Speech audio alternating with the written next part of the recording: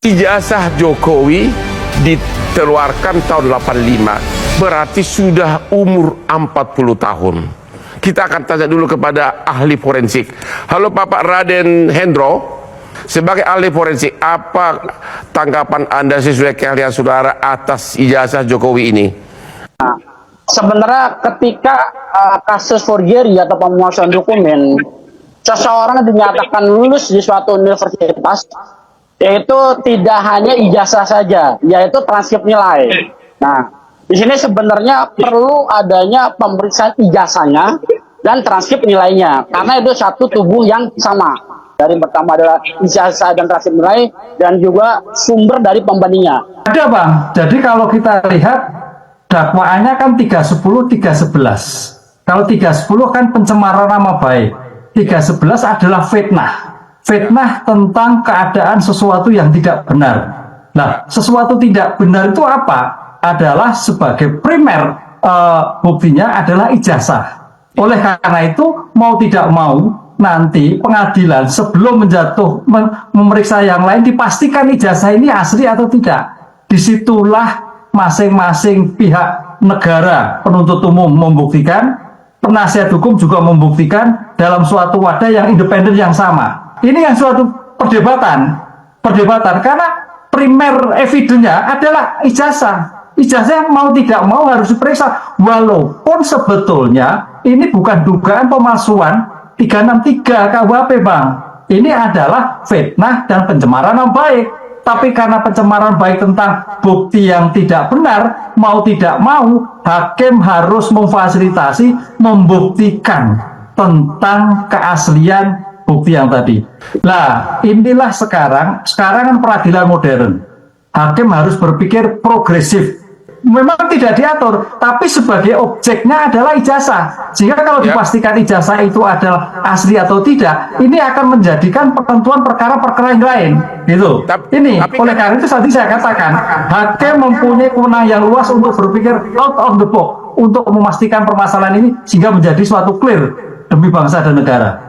Tapi orang yang tersangkut di sini kan bukan sekedar seperti Hotman Paris, ini Jokowi Pak. Gimana? Apa hakim berani? Teman, kembali lagi bersama saya di channel ini. Dimanapun kalian berada, tetap semangat dan dilimpahkan rezekinya ya. Nah teman-teman, dari cuplikan video yang baru kita tonton ya, banyak sekali komentar-komentar dari netizen Indonesia yang berbagai macam yang mengatakan kepolisian terang-terangan mengabdi pada suatu keluarga. Nah, mengecewakan sekali ya, terkesan pemimpin, wakil rakyat, polisi, jaksa, lembaga peradilan semua melindungi keluarga PKI dan koruptor gengs Joko.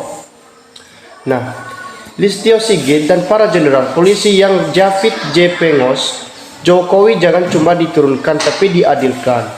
Nah, repotnya di negeri Konohan jika yang ditampar merasa dielus-elus dengan mesra, terasa nikmat bagaimana. Nah, Prabowo seharusnya ambil langkah-langkah reformasi ya, polisi terutama copot Kapolrinya ya, karena secara diam-diam mengacam keberadaan Prabowo. Nah, Rizal keren cerdas, maju terus melawan termul-termul pembohong, pengecut, pengkhianat, pecundang, penikmatan di negeri ini kami masyarakat mendukung.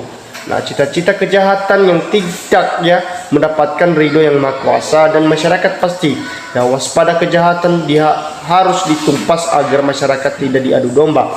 Nah, pengaduan dan dibubarkan orang inilah didengkotnya. Hati sakit karena dimusnahkan gerombolan kering sumber cuancanya. Nah, tentang terus maju terus para penjuang-penjuang untuk kemakmuran ya, kedamaian dan ketentraman negara yang kita cintai. Jangan menyerah sampai darah titik penghasilan.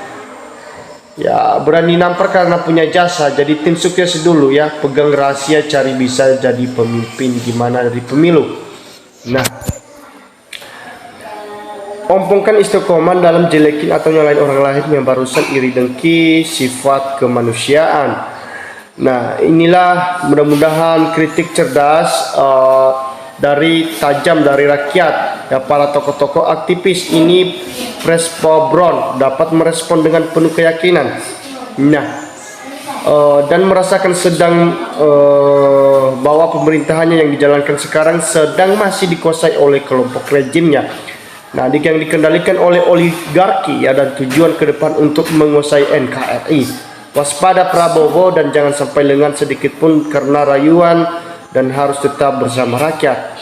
Nah, adili Jokowi ijazah palsu, makjulkan lagi Gibran gak punya ijazah fufu fafa, pecat ya Kapolri dan pecat menteri titipan Jokowi, tangkap termul-termulnya. Nah, kalau Prabowo tiba berani lengserkan Listio Sigit karena takut Jokowi, ayo Pak, pimpinlah demos, ajak seluruh masyarakat kami suap dukung. Nah, rakyat maunya yang dan ini para tokoh kirain jasa dan memenuhi syarat jadi wakil presiden. Ini semuanya akal-akalan yang tidak sehat ya, jadi harusnya turun memalukan. Di dunia udahlah Jokowi adili polisi, repot ambil keputusan. Nah, ini negara bagaimana sih mengurus dua-dua orang saja blunder ngolor yang ngudul dan gak rampung. Seberapa kuatnya satu orang melawan negara? Sebenarnya ini sangat simpel dan mudah ya, terletak pada kemauan politik ya. Mau tidak diselesaikan tergantung presidennya. Nah, terlihat seperti Kapolri ini lebih berkuasa daripada presiden ya, sesungguhnya sesuatu keanehan. Nah, satu para jenderal ya di kubu Polri harus diturunkan atau dirumahkan ya. Rektor dengan hal yang baru mulai seleksi dan voting untuk jabatan Kapolri untuk diambilkan dari pangkat mayor kolonel. Bisa ya, bagaimana institusinya memperbaikinya. Nah, Listio itu jenderal kerbitannya Jokowi, makanya dia hanya mengabdi kepada Jokowi dan bukan mengabdi pada rakyat. Nah, makanya harus segera dipecat dari Kapolri. Nah, walaupun kita teriak-teriak karena apa? Presiden Prabowo real sebagai pelindung Jokowi, tentu karena Prabowo juga punya masalah yang dilindungi Jokowi saat jadi Menham. Nah, jika Prabowo tidak bela Jokowi, tentu sendirinya borok Prabowo saat jadi Menham akan jadi terbongkar kayak semakin seru. Nah, jangan takut ya, Jokowi pendukungnya tidak banyak, cuman sekarang banyak porcok-porcoknya. 50% elit TNI oligarki ada di belakangnya. Ini yang harus kita tumpaskan agar rakyat kembali berdaulat. Nah, langkah menurunkan Sigit Gibran lewat konten, lewat komentar di konten ternyata sampai sekarang tidak efektif. Ya, mengerti lewat pergantian rejim waktu pemilu juga tidak bisa karena tidak mampu beli suara rakyat. Ulama saja bisa dibeli, apalagi hanya omong-omong di konten doang.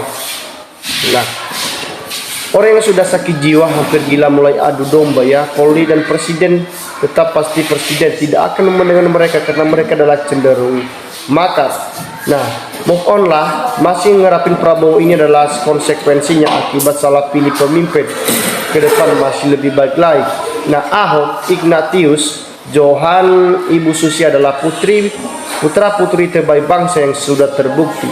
Leadershipnya juga tidak diragukan lagi. Berani bilang tidak ada hal yang nggak benar-benar walaupun mempertaruhkan jabatan.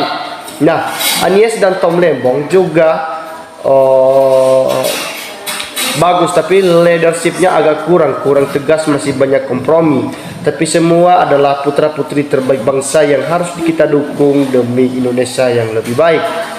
Nah, gitu bacotnya. Tapi kalau diproses jangan kayak tai bilang kriminalisasi ya. Bacotnya enggak benar tapi mau dilindungi dari publik hukum.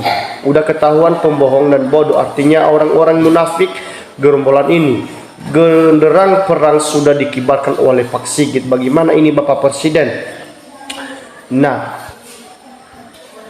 coba modal-modal receh aja nggak udah Republik Indonesia yang amanah pemimpin negara, hidup rakyat Indonesia. Nah, teman-teman silakan berikan tanggapan Anda bagaimana ya pernyataan Anda dari video yang baru kita tonton tersebut. Salam dari saya NKRI harga mati.